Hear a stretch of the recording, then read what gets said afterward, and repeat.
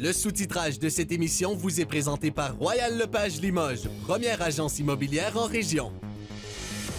Les autorités de Rouyn-Noranda sont sur un pied d'alerte.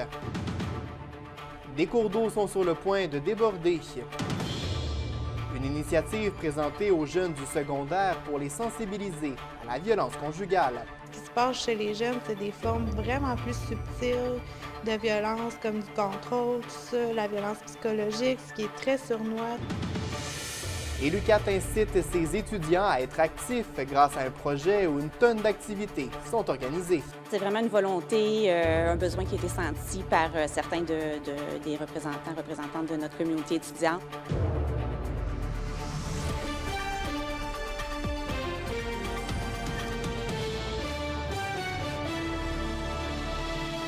Bon début de soirée. Les prochaines heures seront critiques sur plusieurs plans d'eau à Rouyn-Noranda. Avec les importantes quantités de précipitations de pluie qui vont tomber, les autorités sont aux aguets. Des débordements pourraient survenir pendant la fin de semaine. La surveillance est donc accrue sur le terrain, comme le rapporte André Audet. L'endroit où la situation est la plus critique, c'est la rivière solitaire dans le quartier Rollet. Il ne manque que 0,2 mètres avant d'atteindre le seuil d'inondation. Le niveau de l'eau qui est aussi élevé à la rivière Kinotjevis dans le secteur de Bellecombe, mais pas au point d'inonder les chemins aux alentours. On est au palier d'alerte orange, celui qui est tout juste avant le rouge. Encore 0,8 mètres d'accumulation d'eau. Il sera considéré comme en inondation. Du côté de Baudry, la rivière Valmont, qui est aussi à surveiller, il frôle le niveau d'alerte orange. Les niveaux des cours d'eau ont une tendance à la diminution depuis aujourd'hui dans le secteur un petit peu plus sud. Vu qu'on annonce quand même beaucoup de précipitations pour en fin de semaine, on est tributaire de la météo.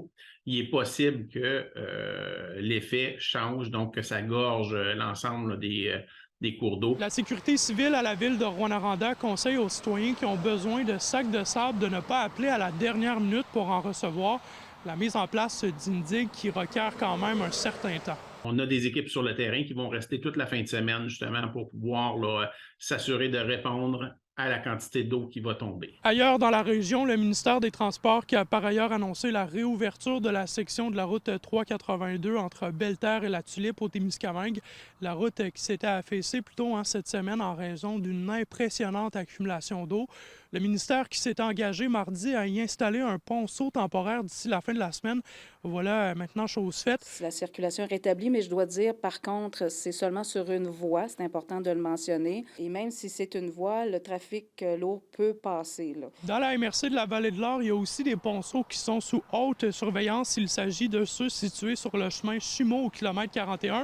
Et il y a aussi le chemin multi-usage dans le canton Vauclin situé entre le lac Simon et Villebon à surveiller. Du côté d'Amos, la ville qui surveille de très près la rivière Arcana, mais on ne signale aucune situation problématique pour l'instant. André Audet, RNC Nouvelles, Rouyn-Noranda. La violence conjugale, c'est un sujet, oui, qui encore aujourd'hui est tabou pour certains, surtout quand ça touche les jeunes. C'est pourquoi il y a plusieurs organismes de l'Abitibi-Témiscamingue qui tentent de briser la barrière du silence grâce à Roxane. C'est un projet présenté dans les différentes écoles secondaires de la région. Anthony Dallaire. C'était bien. Ça prouvait un peu la réalité. J'ai appris vraiment les comportements qui étaient, qui étaient mal. Depuis maintenant une dizaine d'années, Roxane, un projet d'immersion, plonge les participants dans la réalité d'une relation toxique. C'est une problématique qui touche les jeunes, puis souvent on pense que quand ils ont vécu de la violence ou pour vivre la violence dans notre relation, il faut absolument qu'il y ait de la violence physique, mais non, tu sais, ce qui se passe chez les jeunes, c'est des formes vraiment plus subtiles. Le projet se décline sous la forme d'un parcours sonore qui plonge les participants dans le quotidien de Roxane, une adolescente de 16 ans et de son copain Alex. Il y a à peu près 8 pièces. On est avec un appareil audio, des écouteurs, fait qu'on est vraiment dans notre bulle, ce qui nous plonge vraiment dans l'atmosphère de ce que peut vivre une personne qui vit de la violence dans la relation amoureuse. Plus on avance dans les pièces, plus on dirait que les taux se resserrent, on sent la pression, on sent l'emprise aussi d'Alex. Réalisé en collaboration avec plusieurs organismes communautaires et la Sûreté du Québec, l'activité est essentielle selon eux pour prévenir les agressions en situation conjugale chez les jeunes. Ils sont au début de leurs expériences de relations amoureuses. Fait que c'est des thèmes qui reviennent, de parler justement de relations saines, de faire la lumière aussi sur c'est quoi les formes de violence aussi. On va parler de consentement au niveau du code criminel, les conséquences légales. Et on va parler aussi de harcèlement à l'intérieur d'une relation. Un enjeu qui vient particulièrement toucher les jeunes élèves. Surtout pour les couples qui se rendent compte que oui, ils sont dans une relation toxique, puis qu'ils ne savaient pas, même des amis de personnes qui sont en couple, qui disent « Oh my God, ça se fait pas ». Il faut sensibiliser. Il y a plein d'aides qui existent pour les gens comme ça, puis c'est important de leur faire savoir que cette aide-là existe. Puis aussi, admettons, quand tu n'as pas été en relation, tu peux voir quand tu vas être en relation, qu'est-ce qu'il faut éviter, puis tous genre les indices qui fait que tu sais que tu es dans une mauvaise relation, là.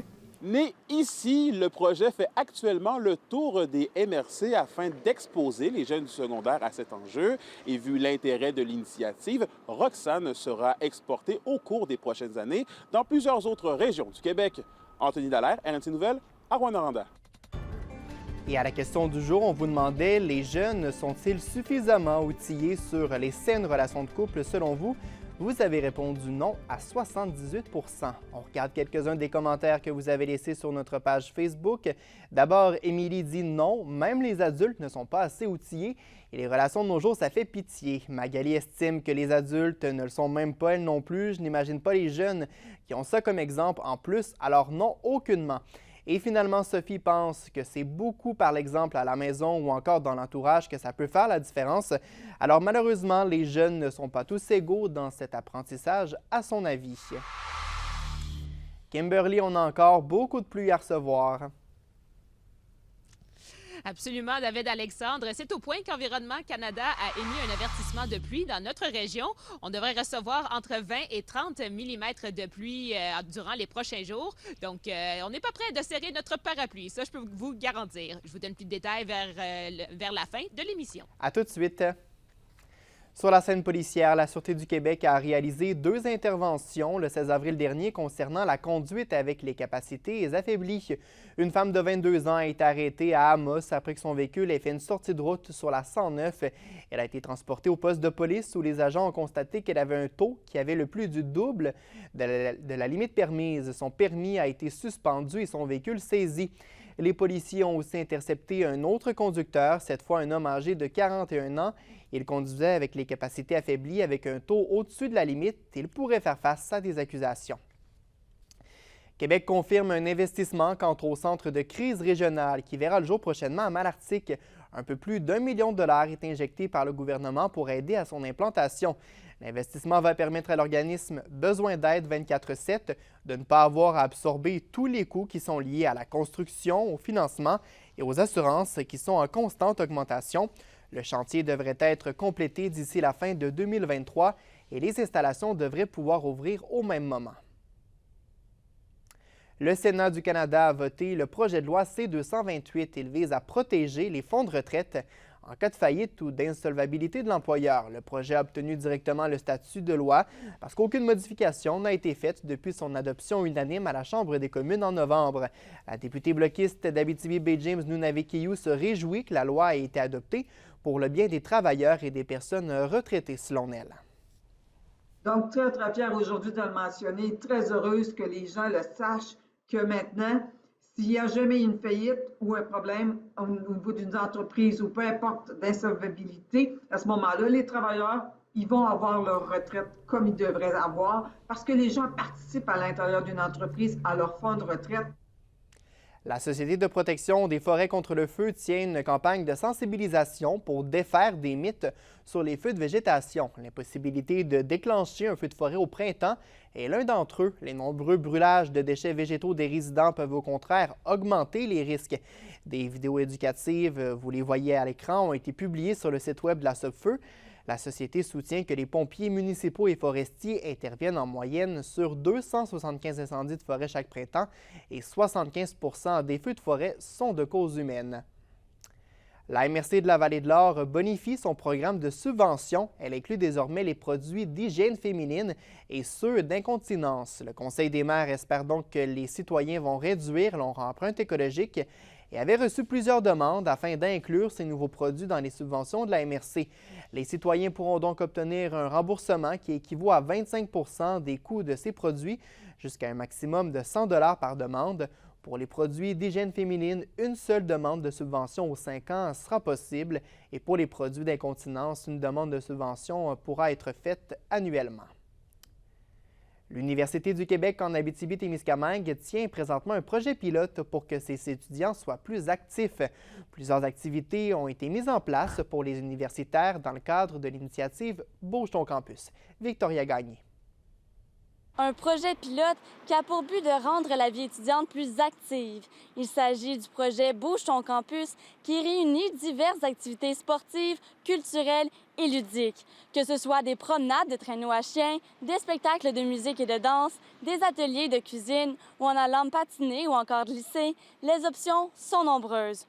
Un mode virtuel est également offert et permet de rejoindre les étudiants de différents centres et campus. La série d'activités est séparée entre 4 thématiques: plaisirs d'hiver, célébrons notre culture, la famille et le temps des sucres. Des activités hebdomadaires prévues dans le calendrier des étudiants. Bien, en fait, le projet Bouge ton campus, c'est un projet qui a été un projet pilote qui a été lancé à la session d'hiver 2023, puis qui consiste en fait à libérer la plage horaire du mercredi de 15h30 à 18h30 de toute activité de recherche ou académique afin de permettre aux étudiants d'organiser puis de participer à des activités. Le projet pilote est une initiative des étudiants eux-mêmes. Il est supporté par le décanat aux études, les services aux étudiants et des communications au recrutement, ainsi que la direction des différents centres et campus. Les étudiants se seraient inspirés de divers établissements supérieurs qui tenaient déjà ce genre d'événements dans leur campus, selon la coordonnatrice au programme pour le décanat aux études. Un comité local, composé de membres du personnel et d'étudiants, a permis de réaliser une programmation complète et diversifiée. Le projet risque de revoir le jour l'an prochain. C'est ce qui est envisagé. En fait, là, présentement, on est en période de bilan, là, comme la session se termine. Donc, on a un sondage présentement qui est diffusé auprès de notre population étudiante pour recevoir leur rétroaction sur le projet, évaluer la pertinence de le maintenir, puis les façons peut-être de pouvoir l'améliorer pour les sessions à venir. Victoria Gagné, à RNC Nouvelles, à Rouyn-Noranda. La MRC de Témiscamingue octroie 150 000 $ pour la construction de la maison d'hébergement régional en radio-oncologie à Rouyn-Noranda. La MRC soutient qu'il y a plusieurs Témiscamingues qui vont profiter de cette future installation. Il y a près de 700 000 $ qui doivent être recueillis sur le territoire du Témiscamingue. L'objectif est d'ouvrir un endroit avec plusieurs chambres pour héberger les patients atteints de cancer qui doivent suivre des traitements à Rouyn-Noranda. L'indice boursier minier au TVA Nouvelle 18h est une présentation de GFM Groupe Financier. Vous désirez bien planifier vos investissements ou l'étude de vos enfants? Profitez de la valeur de nos conseils afin de sécuriser votre futur. GFM Groupe Financier. Au-delà de la finance, il y a vos rêves et vos projets. À venir, un concert folk rock engagé se prépare ce soir à Malartic. Ça se passe au théâtre Méglable sur le coup de 20h. On y revient à la chronique culturelle au retour. Les SADC de l'Abitibi-Témiscamingue et du nord du Québec vous présentent la bonne nouvelle économique TVA. Les SADC d'Abitibi-Témiscamingue et du nord du Québec travaillent depuis plus de 35 ans au développement économique de nos collectivités. Composées d'une équipe de professionnels et de bénévoles engagés, les SADC soutiennent divers projets locaux et de nombreux entrepreneurs en leur offrant de l'aide financière et de l'accompagnement adapté. Contactez-les pour vos projets. Les SADC, partenaires de l'économie de la région. La MRC de la Vallée-de-l'Or termine son année financière avec un surplus d'environ 1,1 million de $. Le préfet Martin Ferron est d'avis que ce résultat est la preuve que les finances de la MRC sont bien gérées et que la MRC est prête à faire face à tout imprévu. L'excédent d'argent sera affecté à la réduction de la dette ou encore à absorber l'augmentation des coûts d'opération pour la gestion des matières résiduelles. Un nouveau rapport de gestion agricole du Canada dévoile des recommandations pour renforcer le secteur de l'agriculture et le rendre plus résilient au plan financier. Le rapport recommande entre autres que les gouvernements collaborent davantage avec les agriculteurs dans l'élaboration de leurs politiques et programmes financiers. Aussi, les producteurs devraient être encouragés à suivre de la formation et de l'éducation sur les risques de se partir en affaires dans ce domaine, selon ce rapport toujours. La chronique culturelle, une présentation des denturologistes Leclerc. Bruno Leclerc à sa clinique de Lassar et Jasmin Leclerc à Amos conçoivent des prothèses dentaires partielles complètes ou sur implant de qualité et d'apparence naturelle qui vous permettront de parler, manger et sourire en toute confiance. Des poussières d'étoiles.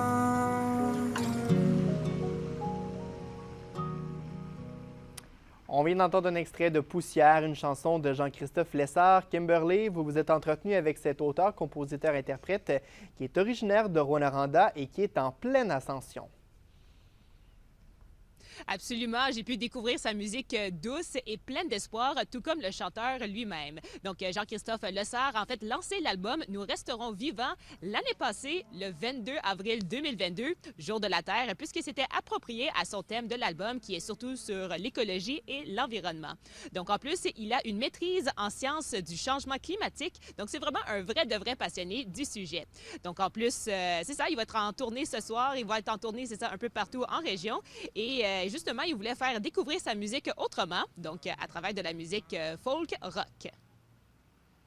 Ça va être un spectacle full band qu'on appelle, donc à plusieurs musiciens. On va être avec 5 musiciens d'un peu partout, là, de Montréal, entre autres. Donc, ouais, un show, des fois avec des parties intimes, des fois avec des parties un peu plus rock, un peu plus assumées dans le côté intense. Puis, fait que ça va être assez dynamique. Je pense comme show, c'est un show d'espoir, je pense. Puis, un peu de poésie, puis oui, de quelqu'un qui se soucie d'un peu de la terre, du territoire, de l'environnement. Mais en même temps, moi, je suis quelqu'un, j'ai besoin d'espoir, puis c'est ça, cet album-là. Puis justement, le spectacle, c'est surtout pour promouvoir l'album « Nous resterons vivants ». Rapidement, comment est-ce que tu décris cet album? Je dirais que c'est un album conjugué au « nous », là. On a dit ça de l'album, puis je trouvais ça intéressant. C'est, dans le fond, c'est un album un peu de solidarité humaine, puis d'amour. Tu sais, des chansons très intimes, des chansons d'amour. Puis aussi, à travers ça, des chansons un peu plus engagées, un peu plus sociales, politiques. Puis c'est le titre de l'album, c'est « Nous resterons vivants » devant toutes les menaces à la vie humaine dans le futur ou dans le présent. Il va être aussi accompagné de Roger Wilde, en fait, un Anishinaabe de la région qui a également collaboré sur l'album. Donc, c'est son invité spécial. Et bref, si vous voulez découvrir la musique de Jean-Christophe Lessard, vous allez pouvoir assister à son spectacle ce soir du côté de Malartic au Théâtre Meglab dès 20h. Et demain, une fois de plus, Jour de la Terre, il sera à Rouyn-Noranda au Petit Théâtre du Vieux-Noranda dès 19h30.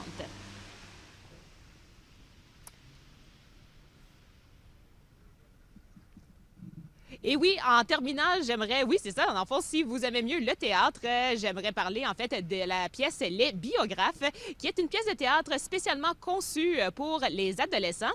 Donc, c'est une pièce de théâtre qui va mettre beaucoup d'effets spéciaux numériques, qui fait en sorte que ça va nous plonger dans le monde des réseaux sociaux. Donc, ça se passe à l'Agora des Arts, un peu plus loin derrière moi, à 19h ce soir. Il y avait d'ailleurs déjà une représentation hier pour les élèves du secondaire.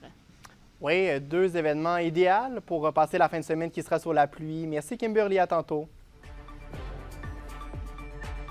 Une Rouyn-Norandienne s'illustre dans le plus haut niveau de hockey professionnel en Suède. On discute avec Sarah-Ève Coutu-Godbout de ses performances. Au retour, restez là.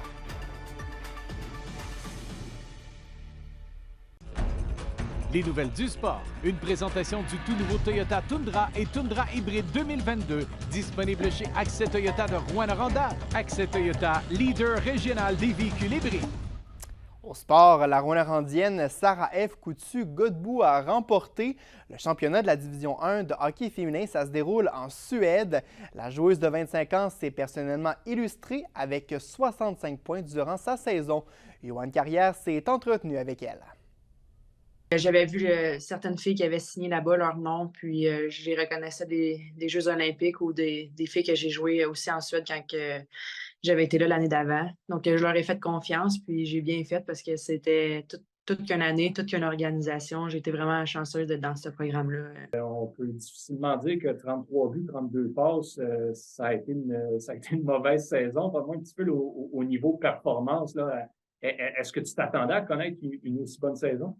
Ensuite, on doit commencer dans la Ligue Division 1 pour ensuite monter, vu que c'est la première année de l'équipe. Donc, je m'attendais un peu à avoir une bonne saison, mais de là à faire autant de points puis autant exceller, peut-être pas autant que ça, mais je suis vraiment contente. Puis ça l'aide d'avoir joué avec des bonnes équipes, des bonnes filles dans mon équipe. Après 2 ans d'aller jouer en Suède, comment est-ce que tu vis en fait ce changement-là, cet environnement-là là-bas? Avec le temps, je me suis vraiment mise à l'idée que c'est vraiment similaire que le Canada, je trouve, plus que quand j'étais aux États-Unis. Donc, ce qui est vraiment différent, c'est la langue, mais tout le monde là-bas parle anglais super, super bien. Fait que ça n'avait pas été un problème. Dans ton parcours, tu es passé notamment par Quinnipiac dans la NCAA. On passe du volet féminin au volet masculin, là, mais ça a été quoi ta réaction là, lorsque tu as vu la victoire de l'équipe masculine au championnat? Ah, j'étais tellement heureuse. Ça fait 48 ans que l'équipe masculine existe à Quinnipiac, puis de voir certains de mes amis lever la coupe, puis tout ça, puis en étant les underdogs, c'était vraiment super comme match. Qu'est-ce qui t'attend là, dans les prochaines saisons? Je pensais que ça allait être ma dernière saison en Suède cette année, mais je voulais continuer puisqu'on a monté dans la ligue qu'on voulait monter, puis avec l'équipe qu'il y avait, puis le développement, je pense que je continue encore à me développer même à mon âge là-bas, puis c'est sûr que dans mes plans futurs, j'aimerais vraiment ça revenir, peut-être jouer pour Montréal ou retourner avec Toronto. Mais pour l'instant, j'aime vraiment beaucoup la Suède, le mode de vie aussi, juste en dehors du hockey. La météo, une présentation de Nicole Auto de la Sarre. Avec la plus grande variété de camions en région, Nicole Auto de la Sarre, capitale régionale du pick-up. C'est un week-end pluvieux qui est devant nous. Absolument, David Alexandre. Écoutez, il va falloir être vigilant même en fin de semaine puisqu'on a des risques d'inondation à cause des quantités de pluie importantes. Mais pour l'instant, ce soir et cette nuit en Abitibi, c'est pas si mal, même que je dirais que la pluie est presque arrêtée et ça devrait cesser, c'est ça, pour être nuageux par la suite avec un minimum de 1 degré au cours de la nuit. Ensuite, au Témiscamingue, la pluie devrait cesser en soirée également avec un maximum de 2 degrés. Et maintenant, pour demain, en Abitibi, on prévoit entre 10 et 20 mm de pluie au cours de la journée, avec un maximum quand même pas pire à 12 degrés. Au Témiscamingue, le maximum sera de 9 degrés avec des quantités de pluie assez semblables. Un aperçu pour dimanche, maintenant en Abitibi, ce sera encore pluvieux avec un maximum de 9 degrés. Et au Témiscamingue, on prévoit un bon 60 % de probabilité d'averse de pluie avec un maximum de 6 degrés. Donc, ben voilà, ça sera beaucoup de pluie. Il pleut et mouille, comme on dit. Donc, j'espère que votre parapluie ne sera pas trop loin. Et les bottes de pin non plus, vous me permettrez l'expression. Merci, Kimberly. Voilà, ça complète cette semaine d'informations régionales. Merci encore une fois d'avoir été avec nous. Passez une belle soirée. À lundi.